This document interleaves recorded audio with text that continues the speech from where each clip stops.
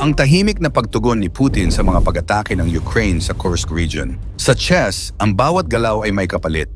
Habang ang Ukraine ay agresibong sumusulong, naghihintay ang buong mundo sa magiging susunod na galaw ng Russia. Ngunit sa halip na isang malakas na tugon, bakit tila na stalemate ang mga sandatang nuklear ng Russia? Sa kabila ng kanilang malawak na arsenal ng mga sandatang nuklear, bakit tila hindi ito nagamit upang pigilan ang mga pagsalakay ng Ukraine? Ano nga ba ang tunay na dahilan sa likod ng mabagal na tugon ng Russia at saan napunta ang banta ng mga sandatang nuklear nito? Yan ang ating aalamin. Kung akala ni Putin na hawak niya ang lahat ng alas sa giyera, muling pinatunayan ng Ukraine na ang isang maliit na bansa ay kayang magbigay ng matinding suntok at magpaluhod sa isang higanteng kalaban. Hindi ito isang simpleng coincidence lang dahil ang lahat ng ito ay hindi lamang isang simpleng paglusob, kundi ay isang malinaw na pahayag na handa ang Ukraine na pumasok sa teritoryo ng kalaban, ang rehiyong Kursk sa Russia, sa pamamagitan ng isang maingat at kalkuladong pag-atake na nagsamantala sa kahinaan ng depensa ng Russia sa lugar na iyon. Inilunsad ng Ukraine ang kanilang atake noong Agosto 2024 na sinimulan sa pamamagitan ng isang mabilis na paglusob gamit ang libu-libong tropa na mabilis na tumawid sa hangganan papunta sa Kursk region. Ang element of surprise ang isa sa pinakamahalagang aspeto ng kanilang operasyon na nagdulot ng kalituhan sa panig ng Russia. Pinutol ng Ukraine ang mga radio communications ng mga tropang Ruso dahilan upang mahirapan ang Russia na mag-coordinate ng kanilang depensa. Bukod dito, pinatahimik din ng Ukraine ang mga reconnaissance drones ng Russia na nagresulta sa pagiging bulag ng mga tropa ng Russia sa mga galaw ng Ukraine. Matapos makuha ang control sa communication channels ng Russia, nag-concentrate ang Ukraine ng kanilang puwersa, kabilang na ang mga tangke at armored vehicles, sa mga mahahalagang ruta papasok sa Kursk. Dahil sa kaguluhang idinulot ng kanilang electronic warfare tactics, ang mga puwersa ng Ukraine ay nakalusot sa mga depensa ng Russia nang walang gaanong pagtutol.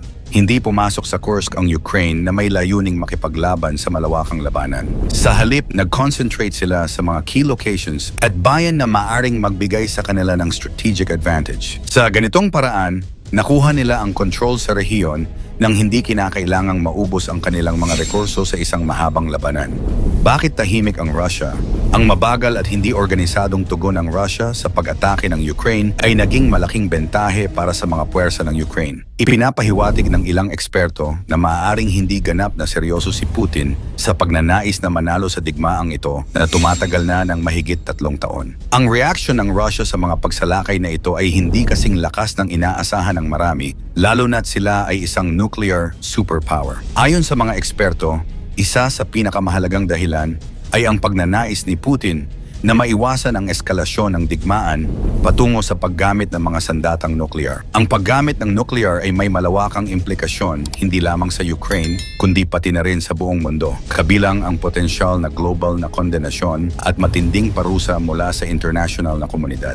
Sa halip na agarang gumamit ng nuclear, pinipili ni Putin na mag-focus muna sa tradisyonal na taktika upang mapanatili ang control at maiwasan ang hindi inaasahang mga resulta. Pangalawa, sa loob ng Russia, mahalaga kay Putin na mapanatili ang suporta ng publiko at ang katatagan ng kanyang pamahalaan. Ang agarang paggamit ng nuclear na armas ay maaaring magdulot ng takot at pagkabalisa sa mga mamamayan na maaaring magresulta sa pagbaba ng suporta para sa kanyang administrasyon.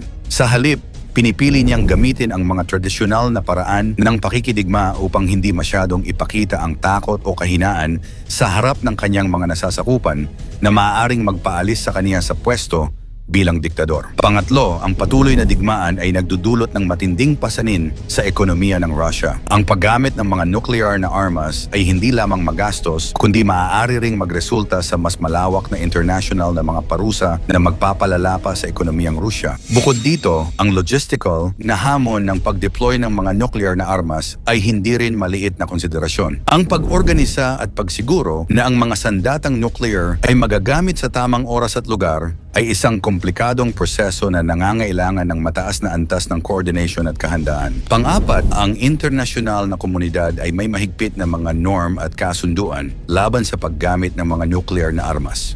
tulad ng Non-Proliferation Treaty, NPT at iba pang mga kasunduan sa kontrol ng armas. Ang paglabag dito ay magdudulot ng malawakang pagkondena at posibleng pagkakahiwalay sa Russia sa larangan ng diplomasya at ekonomiya. Ang takot sa pagkawala ng internasyonal na kredibilidad at posisyon ay nagiging malaking hadlang sa paggamit ng mga nuclear na armas bilang tugon sa pag-atake. At panghuli, may posibilidad na si Putin ay nag-aalala sa potential na miscalculations na maaring mangyari sa paggamit ng nuclear na armas. Ang hindi inaasahang tugon mula sa Ukraine o mula sa iba pang mga bansa ay maaaring magdulot ng hindi inaasahang resulta na mas mapaminsala kaysa sa inaasahan. Ang takot na ang paggamit ng nuclear na armas ay maaaring magdulot ng hindi kontroladong eskalasyon ng digmaan ay nagpapatibay sa kanyang desisyon na manatiling tahimik at mag-focus sa mas tradisyonal na paraan ng pakikidigma. Ang papel ng mga sandatang nuklear. Ang Russia ang isa sa dalawang pinakamalaking nuclear powers sa buong mundo kasama ng Estados Unidos. Mayroon itong humigit kumulang 5,600 na mga sandatang nuklear.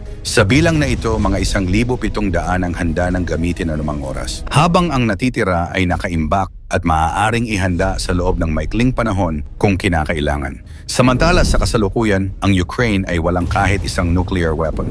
Noong panahon ng Cold War, mayroon itong mga sandatang nuclear bilang bahagi ng dating Soviet Union. Ngunit matapos ang paghiwalay ng Ukraine mula sa Soviet Union, voluntaryong isinuko ng bansa ang kanilang mga armas nuclear kapalit ng mga garantiya ng seguridad mula sa mga pangunahing bansa, kabilang ang Russia sa ilalim ng Budapest Memorandum noong 1994. Ngunit sa kabila ng kanilang kakayahan na magdulot ng malawakang pagkawasak, tila hindi nagamit ng Russia ang kanilang mga sandatang nuclear upang pigilan ang Ukraine. Bakit nga ba? Ang sagot ay simple. Hindi nagbago ang nuclear deterrence o pagtutol sa paggamit nito. Habang ang Russia ay may malawak na arsenal, ang paggamit ng mga ito ay may malalim na implikasyon sa pandaigdigang politika at ekonomiya, lalo na sa mga relasyon nito sa mga bansang tulad ng China at India. Ang posibilidad ng nuclear retaliation ay hindi lamang nakadepende sa mga sandatang ito, kundi pati na rin sa politikal na kalagayan at international norms na nagbabawal sa paggamit ng mga sandatang nuclear maliban na lamang kung talagang kinakailangan. Ang Kursk ay isang rehiyon na hindi sentro ng kapangyarihan ng Russia, kaya't ang tugon dito ay hindi kasing bilis at kasing tindi kumpara kung ang pag-atake ay naganap sa mga mas mahalagang lugar tulad ng St. Petersburg. Ang kakulangan ng agarang reaction ng Russia ay maaring senyales na ang kanilang mga sandatang nuclear ay hindi basta-basta magagamit para sa mga ganitong insidente. Ang panganib ng paglala ng sitwasyon, pati na rin ang takot sa pandaigdigang pagsalungat, ay nagpapahina sa posibilidad ng paggamit ng nuclear weapons. Kung magpapatuloy ang pag-abante ng Ukraine sa teritoryo ng Russia, maaaring maging mas delikado ang sitwasyon. Ang bawat teritoryong masasakop ng Ukraine ay nangangailangan ng tao at kagamitan upang mapanatili na maaaring humina sa iba pang bahagi ng frontline ng Ukraine.